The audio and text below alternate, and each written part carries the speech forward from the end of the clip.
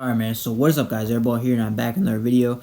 And this is going to be the best 6'10" stretch big build on NBA 2K25. So I'm not going to waste any time, let's just straight in the video. So we're going to go right hand, jersey number obviously doesn't really matter. We're just going to continue. Now starting off with the position, we are going to go power forward. This is technically still a big. But we're not going to go with center just because the defense isn't the greatest on this build. Like you won't really be able to guard 7-foot post scorers like that. Even though you are 6'10", but power forward is what I'm going to go with for the position. 6'10" for the height like I said. The weight is going to be 232 pounds, all right, and the wingspan is going to be the minimum wingspan.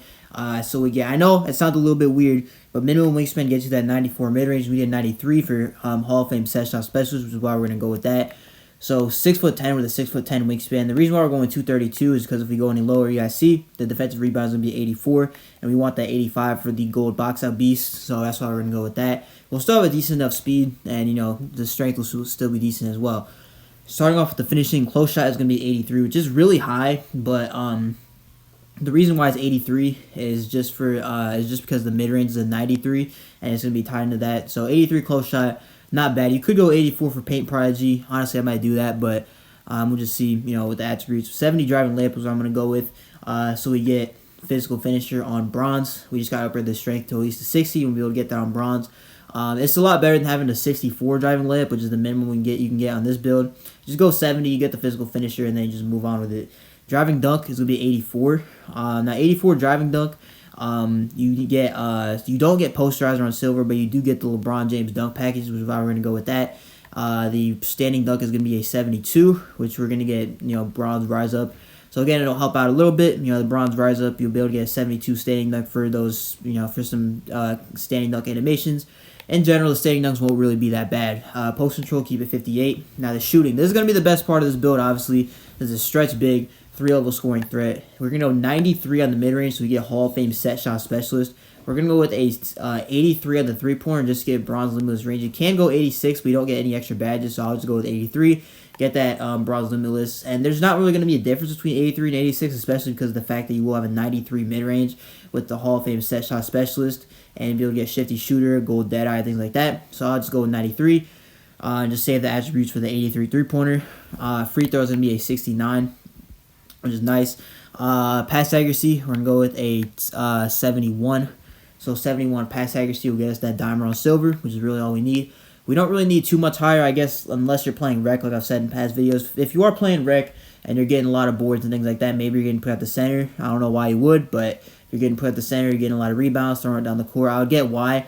But 71, I feel like is just the perfect sweet spot to where you can still throw outlet passes, and you'll still have a decently low enough pass accuracy to where you can spend that attribute on that, or spend attributes on other attributes, if you know what I'm saying. So 71 pass accuracy, I feel like it'll be just fine. Ball handle is going to be 75, which is just enough to get you that ankle assassin on bronze. As well as 75 is the threshold for a lot of SIGs in this game. So I'll just go 75 ball handle. I wouldn't really waste any time going 78, because 78 you don't really get anything extra. You do get Hall of Fame strong handle, a 77 ball handle. But you need an 84 strength for that, and this build is going to have 83. So just mess up the attributes a little bit. So I'll go 75. If you wanted to get, the strong handle, then I would go 77 ball handle, and then go 84 strength. But for this build, I'm just gonna go with 75 ball handle, and then we'll have an 83 strength for the gold box out beast and silver brick wall. But for the speed with ball, it's gonna be 68. We get bronze lightning launch. That's really all we need for this build. Interior defense is gonna be a 74, which is enough to get us that post lockdown on bronze. It's a tier 2 badge, so maybe max +1 that. I don't really know. It's really up to you. The perimeter defense is gonna be a 72. Which is enough to get us a move on Forcer on bronze, as well as Challenger on bronze, which again will be very solid for this build. I mean, obviously it's not going to be the greatest because you are 6'10", only 72 perimeter, but it'll be decent enough to where you're not really that much of a liability on defense. Now the steal is going to be a 73, just enough to get us that interceptor on silver. It's perfect. 73, you get silver interceptor, so it's not really that bad. It's obviously not going to be the greatest, though. You are 6'10" with a minimum wingspan, so, having that 73 steal is already good enough, because you are 6'10" with a minimum wingspan. So, yeah, block, we're going to go with 84, just to get the paint patrol on silver. Offensive rebound, we're going to go with a 68. All right, and the defensive rebound is going to be 85. And the reason why I'm going with 68 offensive rebound is because 60 is the lowest. All right, you can only go 60, as the minimum. And then after you go 68 offensive rebound, it starts to get really expensive for whatever reason. But from 60 to 68, it costs, no attributes at all. So I would just go 68 because if you go higher than 68, then it just costs a lot for no reason. So I'm just gonna go 68 just to get that, just to save some attributes for the build. Moving on to the physicals, we'll go with 77 speed, obviously 71 agility. We're gonna go ahead and max those out. We'll be able to get shifty shooter on silver, as you guys can see there. The strength is going to be an 83, which is enough to get us, like I said, gold strong handle. We get gold box out beast. We get silver brick wall, which will help out with setting screens. Maybe you want to like pick and pop on this build. You can definitely do that. With the 83 strength, you get silver or bronze physical finisher. So like I said, you get the 70 driving layup. You get silver movable enforcer. We can't get gold, obviously, because we can't get 84 perimeter, but again, that's just fine. Gold strong handle, like I said, you can get Hall of Fame if you wanted to. I don't really think it's that important on this build. If you really wanted to, you could, but for me personally, I just really wouldn't.